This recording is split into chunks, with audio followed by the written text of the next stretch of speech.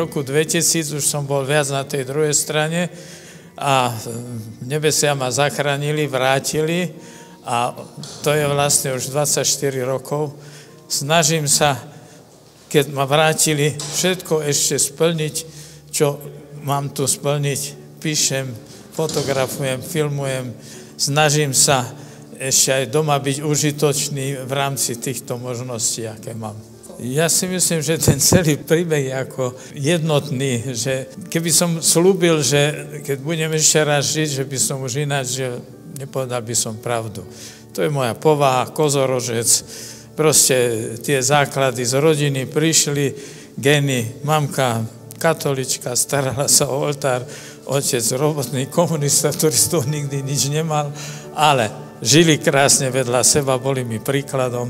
A tak som aj ja sa snažil svoju rodinu vychovávať alebo spolužiť. Mal som krásnu, výbornú ženu z Oravy, bola katolička, vzor manželky, tak ste ju mali možnosť poznať. Takže ja si viac som nemohol želať, ako som zažil a ako som zhora dostal.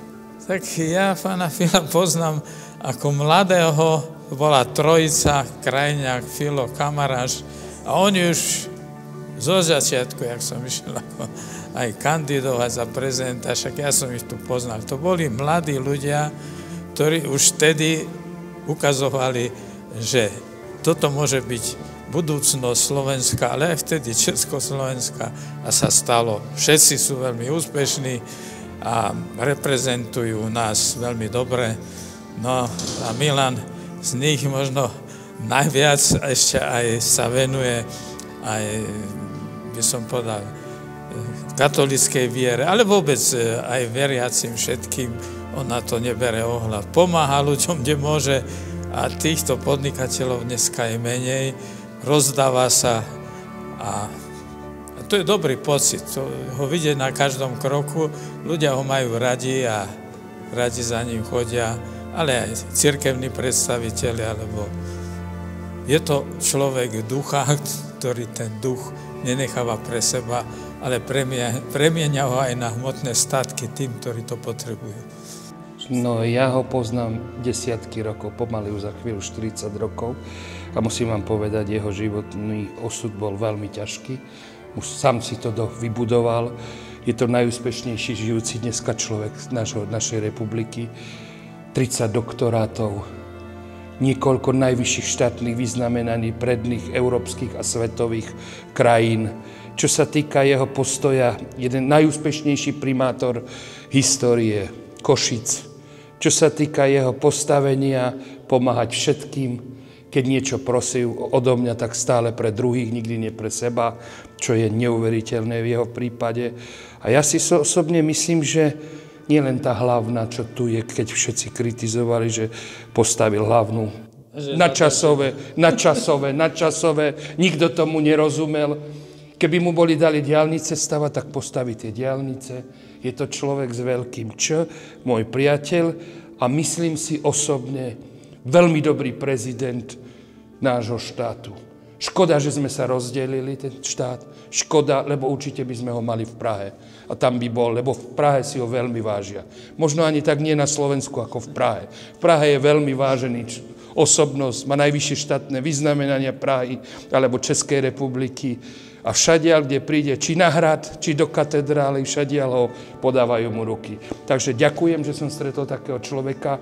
Zase poviem, poznal som troch Rudolfov. Rudolf Schuster, Rudolf Baláš a Rudolf moje ocko. Takže poznám troch veľký R. Sú to asi tri také významné veci. Prvá bola to prvá priama voľba prezidenta, kde som pána Schustera v 99. volil. A potom to bol 50. jubilejný zimný zraz turistov a klubov a oddielov turistickej mládeže, ktorý sa konal v Ružomberku, to bol 50. ročník v roku 2017, kde prijal naše pozvanie a vlastne besedoval ako nielen významný politik, ale najmä cestovateľ. To bola druhá tá skúsenosť s ním a tretia bola táto svätá omša a som veľmi vďačný za to, že som bol pozvaný a mohol som tento vianočný a výnimočný deň 6. januára vlastne byť pri tom, že sa vlastne tá svätá omša bola o tom, že sme si uctili úctyhodný život a životný príbeh významného slovenského prezidenta a človeka, zároveň aj primátora, človeka ako je Rudolf Schuster. Vravím, že všetko, čo chceme, máme, ale najdôležitejšie je zdravie, tak v prvom rade by som chcel, aby všetci ľudia boli zdraví, lebo keď je človek zdravý, od toho sa odvíja to všetko a samozrejme Božieho požehnania, trošku väčšej takej empatie a väčšej solidárnosti všetkým ľuďom. No, ja by som zažal predovšetkým väčší pokoj z hora až dole, aby tie rodiny znova žili tak krásne vedľa seba, aby sa nerozdeľovali kvôli politike, lebo teraz sme sa z hora dozniesli do tých rodín, že už ani tam nie je pokoj. Takže nech to tam začína, ale nech nám dajú ten príklad z hora. Nech ten pokoj tam vytvoria, aby to aj v tých rodín sa vrátilo. A samozrejme, treba k tomu šťastie, to ľudské, lebo veľa šťastia, keď niekto chce, to potom prináša aj nešťastie. Takže úmerné tomu, čo si každý zaslúži, ale začína to zdravím. Ja chcem popriať svojim spoluobčanom alebo našim Slovákom len zdravie, rozum a pochopenie medzi sebou. To je všetko.